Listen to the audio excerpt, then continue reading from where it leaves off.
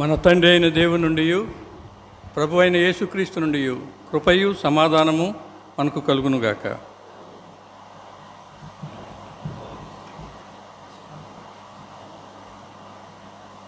ఈ దినము మనకి ఇవ్వబడిన శీర్షిక పస్కా విందు. దీని గురించిన చరిత్ర నిర్గమాకాండంలో కొద్దిగా వినిపింపబడింది. లూకా సువార్తలో ప్రభు తన కాలంలో ఆచరించిన పస్కాను గురించి రాయబడింది. ఇవే మాటలు మత్తయి సువార్త 26వ అధ్యాయము 17-19 వచనాల మధ్యలో, మార్కు సువార్త 14వ అధ్యాయము మొదటి 2 వచనాల్లో చెప్పబడింది. చాలాసార్లు చెప్పబడిన మాటే పస్కా పండుగ, పెంతెకోస్తు పండుగ, గుడారముల పండుగ. ఈ 3 పండుగలు యూదులకు ఎంతో శ్రేష్టమైనవి. ఎంత శ్రేష్టమైనవి అంటే, యెరూషలేముకు 15 మైళ్ళ దూరంలో రేడియస్లో ఉన్న ప్రతి యూదుడు తాను చనిపోకముందు ఒక్క పస్కానైనా యెరూషలేములో ఆరగించాలి అనే ఒక కట్టడ. చనిపోకముందు కనీసం ఒక్కసారైనా.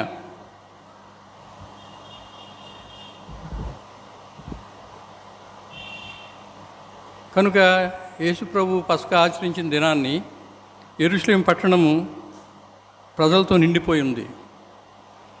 నివాసయోగ్యమైన హోటల్స్, లాడ్జింగ్స్ అన్నీ ఫుల్ అయిపోయినాయి. చుట్టుప్రక్కల ఉన్న బేతని, బేత్పగా గ్రామాలు నిండిపోయినాయి. పస్కా పండుగ వచ్చిన వారికి ఉచితంగా వస్తు ఇస్తారు. వారేమి చెల్లించక్కర్లేదు. కానీ వారు ఆరగించిన గొర్రె యొక్క చర్మాన్ని ఇవ్వాలి.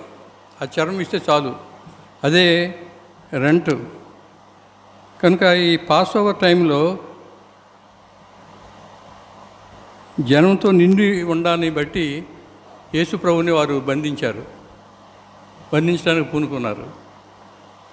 ఈ పస్కా పండుగ 2 ప్రాముఖ్యమైన సంగతులను జ్ఞాపకం చేస్తూ ఉంది. ఒకటి చారిత్రాత్మక ప్రాముఖ్యత, హిస్టారికల్ ఇంపార్టెన్స్.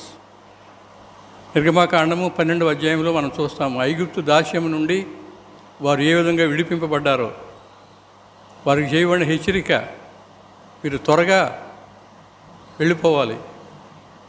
గొర్రెపిల్ల రక్తాన్ని ఈ ద్వారబంధాలకి కనుక రాస్తే, యెహోవా ఐగుప్తీ పిల్లల్ని సంహరించేటప్పుడు మీ గృహాల్ని దాటిపోతాడు. పాస్ఓవర్ అనే మాట దాటిపోవుట. మీరు ఉదయం వరకు బయటికి రాకూడదు. హిస్సోపుతో మీరు మీ ద్వారబంధాలకి రక్తాన్ని, గొర్రెపిల్ల రక్తాన్ని అంటించాలనే మాటలు నిర్గమకాండంలో చదువుతాము. అది చారిత్రాత్మకమైన ప్రాముఖ్యత. రెండవది పంటలకు సంబంధించిన ప్రాముఖ్యత. యవల పండుగ సమయంలో లేవీకాండము 23వ అధ్యాయం 10-11 వచనాలు చూద్దాం.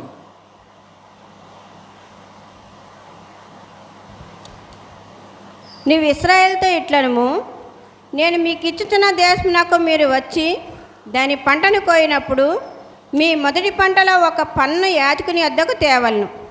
యెహోవా మిమ్మల్ని అంగీకరించినట్లు అతడు యెహోవా సన్నిధిని ఆ పన్నును అల్లాడింపవలెను.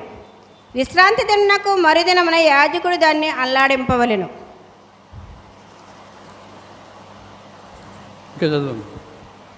మీరు ఆ పన్ను అర్పించే దినమున నిర్దోషమైన ఏడాది పొట్టేలును యెహోవాకు దహన బలిగా అర్పింపవలను. దాని నైవేద్యము నూనెతో కలిపిన 2 ఇంపైన 2/10వ వంతులో గోధుమ పిండి, అది యెహోవాకు ఇంపైన సువాసన గల హోమము. అది యెహోవాకు 30 ద్రాక్షారసం, యెహోవాకు ఇంపైన హోమము గల సువాసన గల హోమము. దాని పానార్పణము 30 ద్రాక్షారసము. మీరు మీ దేవునికి అర్పణం తెచ్చేవారు. సరే, కొంచెం ముందుంటుంది. ఈ పని జరుగు వరకు క్రొత్త పంట అమ్మరాదు, దాని పిండితో చేయబడిన రొట్టెలు తినరాదు అనే మాటలు ఉన్నాయి.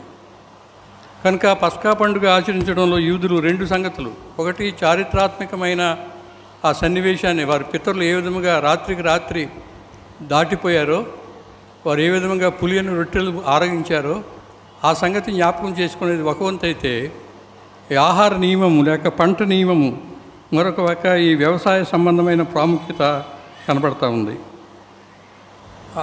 సాధారణంగా పస్కా పండుగ సిద్ధపాటు ఒక నెల ముందు నుండి జరుగుతుంది. ప్రతిదినము పాఠశాలలో విద్యార్థులకి ఈ పస్కా ప్రాముఖ్యత చెప్పాలి. సునగోగుల్లో ఈ పస్కా యొక్క ప్రాముఖ్యత వివరించాలి. పండగకి జనసందోహం వస్తారు కనుక రోడ్లు వంతెనలు బాగు చేయాలి.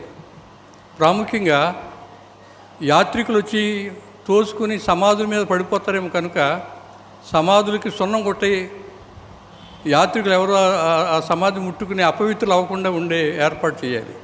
కనుక ఇంత పెద్ద ఏర్పాటు ఈ పండుగ విషయంలో ఉంటే ఒకవేళ యేసుప్రభు కాలంలో స్వల్ప వ్యవధిలో ప్రభువు ఈ పస్కా విందు ఏర్పాటు చేశాడు. చదవబడిన వాక్య భాగాల్లో ప్రభు సిద్ధపరిచిన మేడగది కానీ గొర్రెపిల్ల కానీ పస్కాలో భుజించే ఆహార పదార్థాలు కానీ అప్పటికప్పుడు సిద్ధపడినట్టుగా మనం చూస్తాము. మత్తయి సువార్త 26వ అధ్యాయంలో 18వ వచనంలో ఒక పాస్వర్డ్ చెప్పాడు. ఎక్కడ మేడగది ఉందో, నా కాలము సమీపమై ఉన్నది అని ఫలానా వ్యక్తితో మీరు చెప్తే అతను సిద్ధపరిచిన మేడగదిని మీకు చూపిస్తాడు. ఒకటే ఆనవాళ్ళు చెప్పాడు ఆయన, పాస్వర్డ్ అంటాం మనం. నువ్వు పట్టణంలోకి వెళ్ళు, ఫలానా వ్యక్తి దగ్గరికి వెళ్ళి నా కాలము సమీపమై ఉన్నదని బోధకుడు చెప్తున్నాడు అనగానే నీకు ఆ మేడగది చూపింపబడుతుంది. మార్కు సువార్త 14వ అధ్యాయం 13వ వచనంలో, లూకా సువార్త 22వ అధ్యాయం 10వ వచనంలో నీళ్లకొండ మోయిచున్న ఒకడు ఎదురు వస్తాడు నీకు. ఆ నీళ్లకొండ మోసేవాడిని కూడా వెళ్తే అతను యజమాని ఉంటాడు. ఆ యజమాని దగ్గరికి వెళ్ళి బోధకుడు సిద్ధపరిచిన మేడగది ఎక్కడంటే చూపిస్తారని చెప్పినాడు. కనుక శిష్యులు ఆశ్చర్యపోయారు. నెల రోజుల నుంచి సిద్ధపడితే దొరకని వసతి, దొరకని ఏర్పాటు తన దైవత్వం వలన ప్రభు ముందుగానే సిద్ధపరిచాడు అనే సంగతి మరి వారు జ్ఞాపకం చేసుకుని ఆశ్చర్యపోతూ ఉన్నారు. ఈ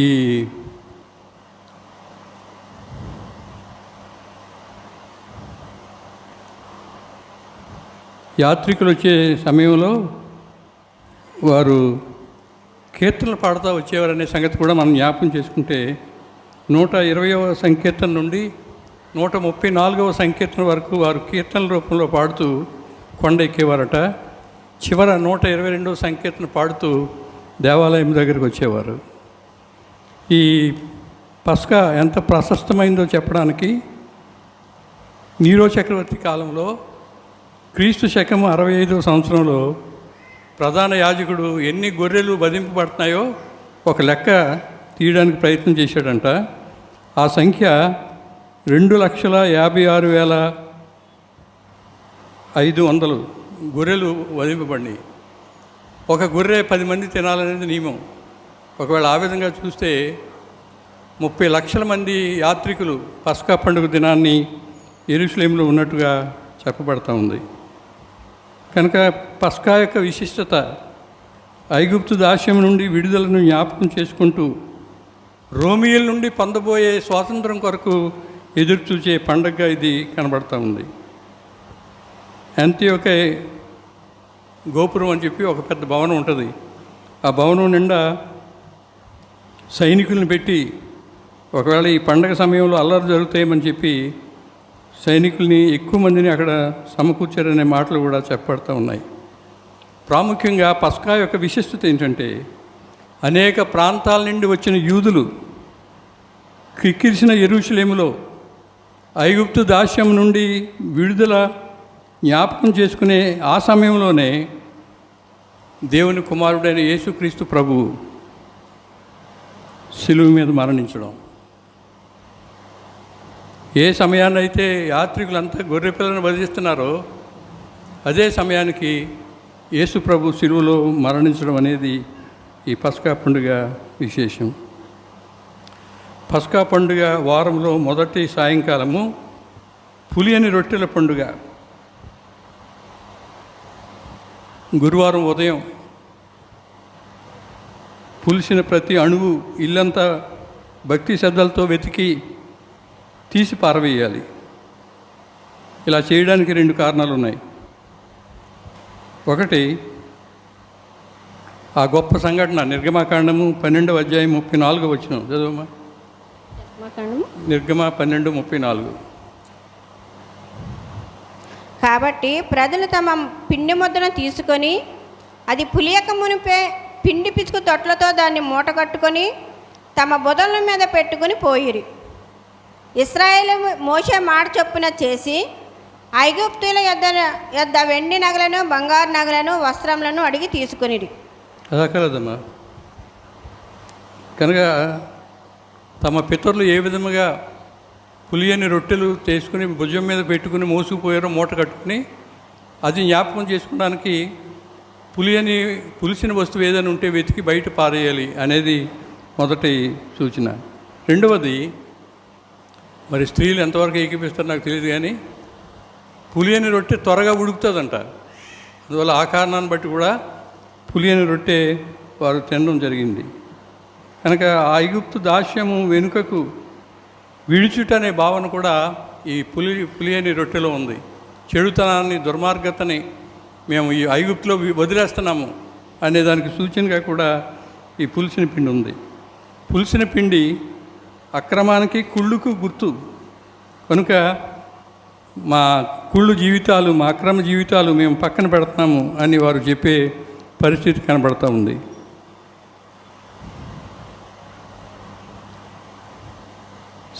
కనుక గురువారం అంతా కూడా 3 దినాలలో ప్రారంభించి ఇంటిలో పులిసింది ఏమైనా ఉంటే బయటపడేసే పరిస్థితి ఉంది. 12వ అధ్యాయం నిర్గమకాండం 21-23 చదవము. కాబట్టి మోషే ఇశ్రాయేలు పెద్దలందరినీ పిలిపించి వారితో ఇట్లా నేను, మీరు మీ కుటుంబంలో చొప్పున మందలో నుండి పిల్లని తీసుకొని పస్కా పశువును వధించుడి. మరియు హిస్సోపు కుంచె తీసుకొని, హిస్సోపు కుంచెం అనే దాని గురించి ఒక మాట చెప్పాలనుకుంటున్నాను. ఈ హిస్సోపు అనే మాట దావీదు సంకీర్తన 51:7 కూడా, దేవా హిస్సోపుతో నన్ను నా పాపము పరిహరింపమని దావీదు ప్రార్థన చేస్తాడు. యేసుప్రభు శిలువ మీద దప్పికొన్నప్పుడు హిస్సోపు పుడకకు రెల్లు తగిలించి అందించారనే మాట చదువుతాము. ఏంటి హిస్సోపు అని ఆలోచన చేస్తే, మొదటి రాజుల గ్రంథము 4వ అధ్యాయము 33వ వచనంలో సొలొమోను ఒక మాట చెప్తా ఉన్నాడు. నీకు లిస్ట్ ఇచ్చాను, రెడీగా ఉండాలి నెక్స్ట్ దానికి. గోడ మీద నుండి పుట్టిన మొక్క అని ఉందేమో, ఎవరైనా తీశారా? 4:33.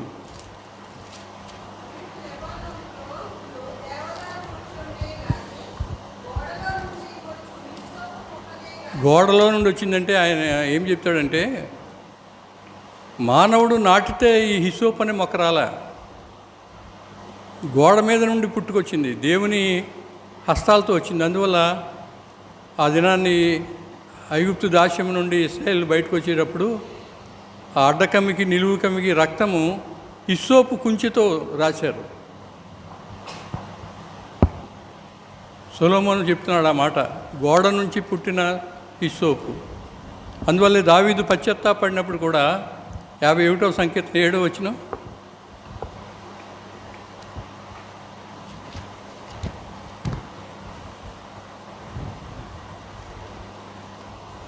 ఏమండి నేను చెప్పాను మరి, దేవా హిస్సోపుతో నా పాపమును పరిహరింపమని, నేను పవిత్రుడైనట్లు హిస్సోపుతో నా పాపం పరిహరింపుము. కనుక హిస్సోపుతో నా పాపమును పరిహరింపమంటే, ఒకవేళ ఒక ఆయన ఏమన్నాడంటే హిస్సోపు విశ్వాసానికి సంకేతం, విశ్వాసము దేవుని వలన కలిగేది. కనుక ఐగుప్తు దాస్యము నుండి, సంహార దేవత నుండి, లేక యెహోవా ఆ సంహరించు దేశం అంతా తిరుగుతూ ఉన్నప్పుడు ఈ హిస్సోపు కుంచితో రక్తము అంటించమనే సంగతి జ్ఞాపకం చేసుకుంటే, ఒకవేళ గురువారం ఇల్లంతా వెతికారు, పులియింది బయట పడేశారు, సాయంకాలం అయ్యేసరికి గొర్రెని తీసుకున్నారు, కుటుంబానికి ఒక గొర్రెని ఎవరితో చంపాలో ఏర్పాటు చేశారు. చంపిన తర్వాత యాజకుని దగ్గరికి తీసుకెళ్ళాలి. గురువారం సాయంకాలం 6 గంటలు అయిన తర్వాత యాజకుని దగ్గరికి తీసుకెళ్లారు. యాజకుడు సాయంకాలపు నైవేద్యాన్ని అర్పించిన తర్వాత ఈ చంపబడిన గొర్రెపిల్ల రక్తంలో కొంత రక్తం తీసి వేదిక మీద చల్లి తిరిగి ఆ కుటుంబ యజమానికి ఇస్తాడు. అప్పుడు వారు ఇంటిలో పస్కా ఆరగిస్తారు. సాధారణంగా పస్కా సమయంలో రబ్బీ అనగా బోధకుడు తన శిష్యులతో కొన్ని సంగతులు, ప్రాముఖ్యమైన సంగతులు మాట్లాడడం అనే అంశం కూడా ఈ పస్కా పండుగలో ఉంది.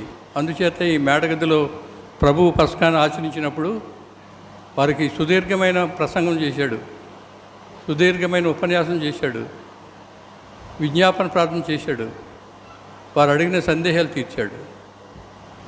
కనుక ప్రభు సమయంలో పస్కా భుజించినప్పుడు కాల్చబడిన గొర్రెపిల్ల, పులియని రొట్టె, వాటితో పాటు మరి 4 రకాలైన ఆహార పదార్థాలు విందులో వాళ్ళు భుజించారు. ఒకటి ఏ బౌల్ ఆఫ్ సాల్ట్ వాటర్, ఉప్పు నీటితో నిండిన ఒక పాత్ర. ఏంటిది? ఐగుప్తు దాస్యంలో వారు కాల్చిన కన్నీరు, దేవుని బాహుబలముతో ఎర్ర సముద్రం నుండి తప్పించుకున్న అద్భుతం. ఆ రెండు జ్ఞాపకం చేసుకుంటూ ఒక ఉప్పు నీటితో నిండిన పాత్ర వారు పస్కాలో ఆరగించేవారు. రెండవది ఏ కలెక్షన్ ఆఫ్ బెటర్ హెర్బ్స్, చేదు కూర. బానిసత్వము చేదునకు గుర్తు.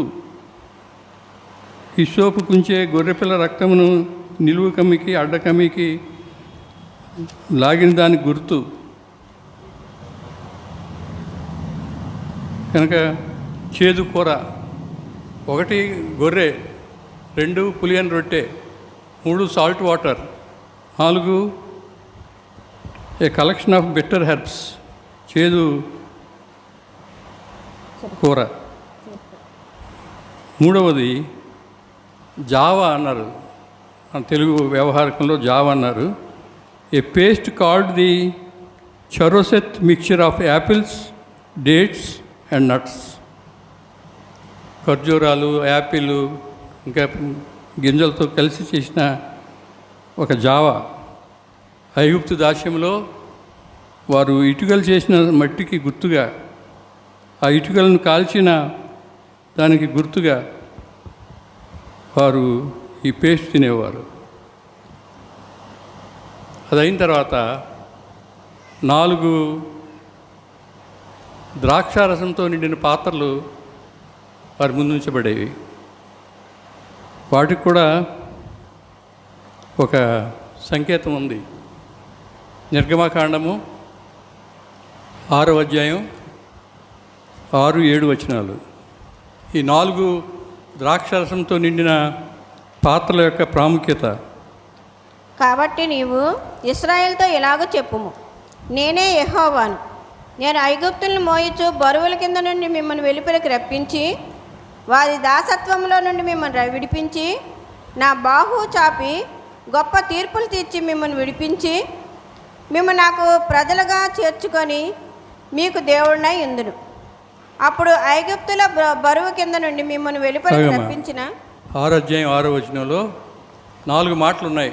ఒక్కొక్క ద్రాక్ష గిన్నె ఎత్తినప్పుడు ఆ మాటలు వారు చెప్పేవారు. మొదటిది, నేను ఐగుప్తీయుల మోయించు బరువుల కింద నుండి మిమ్మల్ని వెలుపలకు రప్పించి అనే మాట ప్రాముఖ్యం. మిమ్మల్ని బయటకు రప్పించాను. ఒక పాత్ర ఎత్తి ఆ మాట చెప్పేవారు. బానిసత్వం నుండి మమ్మల్ని వెలుపలకు రప్పించి. రెండవది, వారి దాసత్వం నుండి మిమ్మల్ని విడిపించి. మూడవది, నా బాహు చాపి గొప్ప తీర్పులు తీర్చి మిమ్మల్ని విడిపించి. నా బాహు చాపి గొప్ప తీర్పులు తీర్చి మిమ్మల్ని విడిపించి నాకు ప్రజలుగా చేర్చుకొని మీకు దేవుడినై ఉందును. ఇవి ఇశ్రాయేలు ప్రజలు ఐగుప్తు దాస్యం నుండి బయటకు రాకముందు దేవుడు చేసిన వాగ్దానాలు. ఇప్పుడు ఆ వాగ్దానాలు నెరవేరినాయి కనుక ఒక్కొక్క ద్రాక్షారసపు గిన్నె ఎత్తి ఈ మాటలు వారు జ్ఞాపకం చేసుకుంటున్నారు. మమ్మల్ని వెలుపలకు రప్పించాడు, విడిపించాడు, తీర్పు తీర్చి మమ్మల్ని విడిపించి 3 సార్లు ఉంది విడిపించనే మాట. 4వది మీకు దేవుణ్ణి అయి ఉంటాను. మరొక ఆయన ఏమంటాడంటే ఈ 4 ద్రాక్ష గిన్నెలు దేనికి సూచనగా ఉన్నాయంటే, ఒకటి మొదటి గిన్నె ఐగుప్తు నుండి విమోచింపబడినందుకు, 2వ గిన్నె అరణ్య మార్గమున నడిపించినందుకు, 3వ గిన్నె ఆయా అద్భుతములు చేసి కణాను చేర్చినందుకు, 4వ గిన్నె ఆరాధించుకునే ఆధిక్యత ఇచ్చినందుకు. ఒకవేళ ఇంతకుముందు చెప్పిన జాబితా ఇప్పుడు జాబితా వేరైనా వారు పస్కాని ఆచరించినప్పుడు మాత్రము ఈ 4 ద్రాక్ష గిన్నెలు వారు ఎత్తి ఈ పస్కా భుజించారనే సంగతి నేను జ్ఞాపకం చేస్తూ ఉన్నాను. కనుక యేసుప్రభు సిద్ధపరిచిన ఆ మేడగదిలో, యేసుప్రభు కొరకు సిద్ధపరిచిన మేడగదిలో స్వల్ప వ్యవధిలో ఈ ఏర్పాట్లన్నీ జరిగినాయి. మనం ఇస్కరియోతు యోధాకి ముఖముచ్చి ఇవ్వడం, వారందరూ కూర్చుని మాట్లాడుకోవడం అనే సంగతులు వేరే దినాన్ని ధ్యానం చేయబోతూ ఉన్నారు. ఒక సంగతి స్పష్టంగా మనం గ్రహించాలి. పస్కా పండుగ వేరు, ప్రభురాత్రి భోజన సంస్కారం వేరు. పస్కాలో యోధా ఉన్నాడు, ప్రభురాత్రి భోజనంలో యోధా లేడు. అయితే పస్కా మనకేంటి ఈ దినాల్లో? ప్రభు చెప్పిన మాటలు ఇందాక చదువుకున్నాము. నేను శ్రమ పడక మునుపు మీతో పస్కా భుజించాలని మిక్కిలి ఆశపడుతున్నాడు. ఏంటి దాని అర్థం? పస్కా పండుగ ఆచరణకి ముగింపు పలకబోతూ ఉన్నాను. నేనే పస్కా పశువుగా వధింపబడబోతూ ఉన్నాను. కనుక ఆఖరిసారి మీతో పస్కా భుజించిన తర్వాత ఇక పస్కా ఆచరించవలసిన పని లేదు. ఎందువలంటే కొరింథీయులకు రాయబడిన మొదటి పత్రిక 5వ అధ్యాయం 7వ వచనంలో క్రీస్తు అని మన పస్కా పశువు వధింపబడాను అని ఉంది. మీరు పులిపిండి లేనివారు గనుక క్రొత్త ముద్ద అవుటకై ఆ పాతదైన పులిపిండిని తీసి పారవేయడు. అంతేకాక క్రీస్తు అను మన పస్కా పశువు వధింపబడెను. ఆ దినాన్ని చాలమ్మా, ఆ దినాన్ని ఇశ్రాయేలు ప్రజలకి ఈ ఏర్పాటు చేశారు పితరులు. ఇది ఏర్పాటు ఏంటంటే, మీ పిల్లలు అడుగుతారు, మీ పిల్లలు అడిగినప్పుడు మీరు చెప్పాలి. ఆ పితరులు గడ్డి మోసి ఇటుకలు మోసి బానిసత్వంలో ఉండేవారు. దేవుడు మమ్మల్ని కనికరించి విడుదల ప్రసాదించాడు. ఆ రాత్రి ఐగుప్తు దేశంలోని ప్రతి కుటుంబంలోనూ ప్రథమ సంతతి వధింపబడింది. మేమైతే దాని నుంచి తప్పించుకున్నాము. మా గృహాలని ఆయన దాటిపోయాడు ఆ గొర్రెపిల్ల రక్తాన్ని చూసి అని మీ పిల్లలకు చెప్పాలి. ఈ దినాన్ని మనకి అవసరం లేదు. గొర్రెపిల్ల రక్తాన్ని తీసుకొచ్చి మన ద్వారబంధాలకు రాయవలసిన పని లేదు. ఎందువల్లంటే క్రీస్తు అనే పస్కా పశువు మన కొరకు వధింపబడెను అనే మాట జ్ఞాపకం చేసుకుంటే, నేను శ్రమ పడక మునుపు మీతో పస్కా ఆరగించాలని ఆశపడ్డాననే మాట ఆయన తిరిగి ప్రకటన గ్రంథం ఆఖరణ ఉంటుంది చూడమ్మా.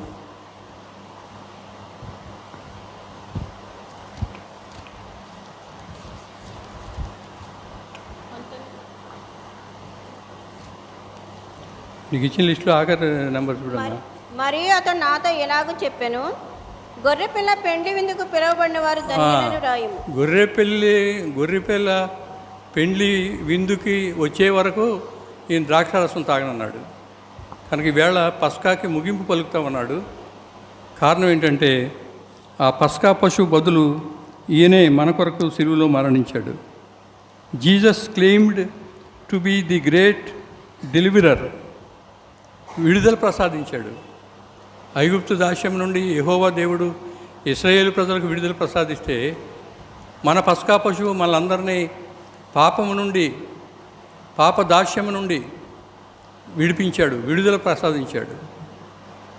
కనుక క్రీస్తు అనే పస్కా పశువు వధింపబడ్డాడు కనుక పులిసిన పిండిని మనం పారవేయాలి.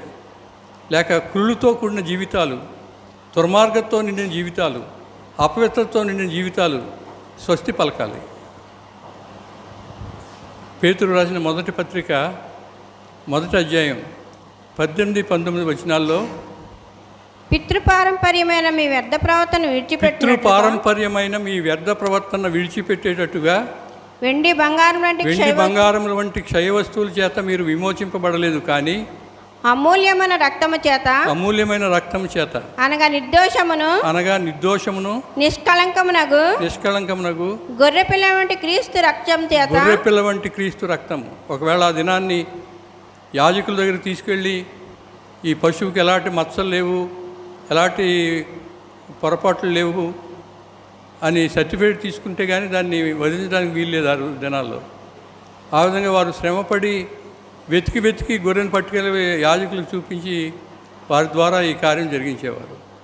మనకైతే నిష్కళంకమైన, అమూల్యమైన, నిర్దోషమైన గొర్రెపిల్ల వంటి రక్తాన్ని ఆయన చిందించాడు. ఆ రక్తం చేత ఎవరైతే ప్రోక్షింపబడతారో వారందరూ మరణంలో నుండి జీవంలోనికి దాటిపోతారు. యోహాను సువార్త 5వ అధ్యాయంలో చూస్తాము. ఎవరైతే యేసుప్రభు నందు విశ్వాసం ఉంచుతారో వారు మరణంలో నుండి జీవంలోనికి దాటిపోయారు అన్నాడు. దాటిపోతారు అనలే, మరణంలో నుండి జీవంలోనికి దాటిపోయారు. ఆ దినాన్ని ఐగుప్తీయుల చెర నుండి వాళ్ళు దాటిపోయారు. మనము పాప దాస్యం నుండి దాటిపోయి మరణంలో నుండి జీవంలోనికి వెళ్ళే పరిస్థితి కొరకు ఎదురు చూడాలి. హెబ్రీ పత్రిక 10వ అధ్యాయం 20వ వచనం. నూతనమైనదియు జీవము గలదియు అయిన శరీరమున తెర ద్వారా ఏర్పరచబడినదియునైన మార్గమున ఆయన రక్తం వలన పరిశుద్ధ స్థలనందు ప్రవేశించుటకు మనకు ధైర్యం కలిగి ఉన్నది గనుకను దేవుని ఇంటిపైన మనకు గొప్ప యాజకుడు ఉన్నాడు గనుక పరిశుద్ధ స్థలంలో ప్రవేశించడానికి ఆయన శరీరం అనే తెర ద్వారా మనకి సౌకర్యం లభించింది. దేవుణ్ణి ఒకప్పుడు న్యాయాధిపతిగా చూసిన వాళ్ళు ఈ దినాన్ని నాయన తండ్రి అని పిలవగలిగిన ఆదిత్యకు వచ్చారు. కారణం ఏంటంటే యేసుక్రీస్తు ప్రభు తన శరీరాన్ని చీల్చుకుని ఆ శరీరం అనే తెర ద్వారా మనకు దేవునితో సహవాసం తిరిగి కల్పించాడు. చెడిపోయిన సంబంధాన్ని పునరుద్ధరించాడు. కనుక మన పస్కా పశువు ఆ పస్కా పశువులన్నిటికన్నా మిన్న అయిన వాడనే సంగతి మనం జ్ఞాపకం చేసుకుందాం. హెబ్రీ పత్రిక 2వ అధ్యాయం 17వ వచనం. నువ్వు దేవతల కంటే వాడిని కొంచెం తక్కువగా చేసేది. 17వ వచనం. కావున ప్రజల పాపములకు పరిహారం కలుగుటకై దేవుని సంబంధమైన కార్యములలో కనికరమును నమ్మకమును గల ప్రధాన యాజకుడు నిమిత్తమును అన్ని విషయములలో ఆయన తన సహోదరుల వంటి వాడు కావాల్సి వచ్చింది. ప్రజల పాప పరిహారార్థము ఆయన బలి అయిపోయాడనే మాటలు జ్ఞాపకం చేసుకుంటే ఎంతమంది ఎన్ని రకాల పాపాలు చేసినా వాటికి పరిహారం ఆయన పరిశుద్ధ రక్తంలో ఉంది. మధ్యవర్తి అనే ప్రసంగం విన్నప్పుడు, సిలువ విలువ గురించి ఆలోచన చేసినప్పుడు క్రీస్తు రక్తం యొక్క ప్రాశస్త్యం కొద్దిగా ఆలోచన చేశాం. మరొక దినాన్ని క్రీస్తు రక్తం అనే అంశం మీద మాట్లాడినప్పుడు క్రీస్తు రక్తం ఎందుకు అమూల్యమైందో, మన పస్కా పశువుగా ఆయన వధింపబడినప్పుడు మన స్పందన ఎలాగుందో ఆలోచన చేద్దాం. నిర్గమాకాండంలో ఐగుప్తీయులు దాస్యం నుండి ఇశ్రాయేలు బయటకు వచ్చినప్పుడు ఏ విధంగా వచ్చారో సంగతి చరిత్ర. ఆ తర్వాత యూదులు ఒక కట్టడగా దాన్ని ఆచరించడం అనేది చరిత్ర.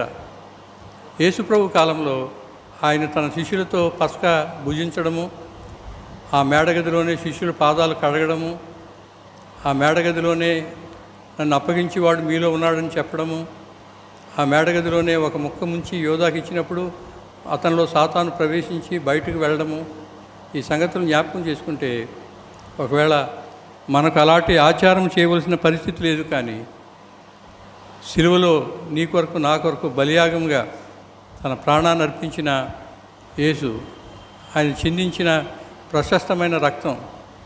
ఒక ఆయనాడు ప్రసంగం చేస్తా, ఈవేళకు కూడా ఆ సిలువ నుంచి రక్తదారులు ప్రవహిస్తూనే ఉన్నాయి.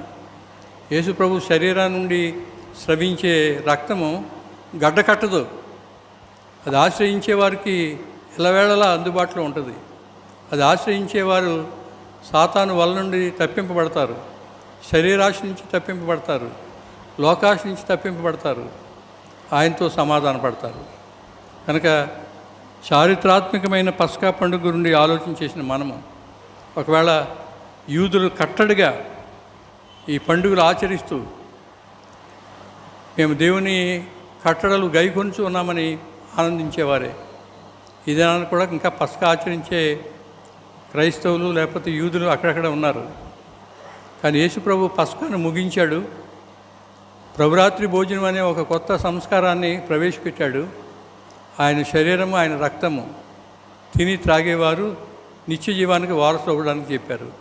కనుక బహుశా ఎల్లుండి అనుకుంటా ప్రభురాత్రి భోజనం గురించి ఆలోచన చేయబోతూ ఉన్నాము. ఇశ్రాయేలు ప్రజలు చేసిన పస్కా ఆచారం మనం చేయాల్సిన పని లేదు. లేకపోతే యెరూషలేం వెళ్ళి కనీసం ఒక్కసారైనా పస్కా ఆరగించవలసిన పని లేదు. మనం ఉన్న స్థలంలోనే శిలువ మీద వేలాడుతున్న యేసును చూసి ఆయన చిందించిన రక్తాన్ని ఆశ్రయించి పాప క్షమాపణ పొందుదాము, విమోచన కార్యాన్ని అంగీకరిద్దాము. ఈ శిలువ ధ్యాన కూడికల్లో మన విశ్వాసాన్ని స్థిరపరచుకొని రక్షణ మార్గంలో ముందుకు సాగిపోదాము. అలాంటి గొప్ప కృప పరిశుద్ధాత్మ దేవుడు మనకు దయచేయనుగాక. చిన్న ప్రార్థన చేస్తాను. ప్రేమగల మా తండ్రి, మా పితరులు ఇశ్రాయేలు జనాంగము ఐగుప్తు దాస్యం నుంచి విడిపింపబడిన దాన్ని సంకేతముగా ఆచరించిన పస్కా పండుగను గురించి మేము ఆలోచన చేశాము. యేసు కాలంలో ఆయన తన శిష్యులతో ఆఖరిసారి భోజన పంక్తిని కూర్చుని పస్కా భుజించిన సన్నివేశాన్ని మేము జ్ఞాపకం చేసుకున్నాము. ఈ పోస్ట్ కాల్వరీ సమయంలో మా కొరకు పస్కా పశువుగా వధింపబడిన నిన్ను మేము ఆశ్రయిస్తున్నాము. మా పస్కా పశువుగా నీవు వధింపబడినందున మేము పులిసిన వస్తువులు ఏమైనా ఉంటే వాటిని పారవేయడానికి, దుర్మార్గతను విడిచిపెట్టడానికి మాకు సహాయం చేయండి. మా జీవితంలో చేదు అనుభవాలు మేము జ్ఞాపకం చేసుకుంటూ వాటిని తీయటి అనుభూతులుగా మీరు మార్చిన విధానాన్ని బట్టి నీ శిలువ ప్రేమను మేము అంగీకరిస్తూ నీకు వందనాలు చెల్లిస్తున్నాము. మా కొరకు శిలువలో రక్తం కార్చారు నాయన. పితృపారంపర్యమైన వ్యర్థ ప్రవర్తన మేము విడిచిపెట్టాలని మమ్మల్ని మీ రక్తంతో విమోచించారు, కడిగారు. దావీదు చేసిన విజ్ఞాపన మేము కూడా చేస్తూ ఉన్నాం నాయన. ఈ సోపుతో మా పాపాలని పరిహరించండి. మరణంలో నుండి జీవంలోనికి దాటిపోయే అనుభవాలు మాకు దయచేయండి. నీ బిడ్డలుగా శిలువ ధ్యాన కూడికల్లో ఆత్మీయ మేలు పొందుకొని నిత్య రాజ్య వారసు అవడానికి కృప చూపమని, తలవంచిన బిడ్డలందరినీ ఆశీర్వదించమని యేసు నామములో అడిగి వేడి ప్రార్థించున్నాం తండ్రి. ఆమేన్.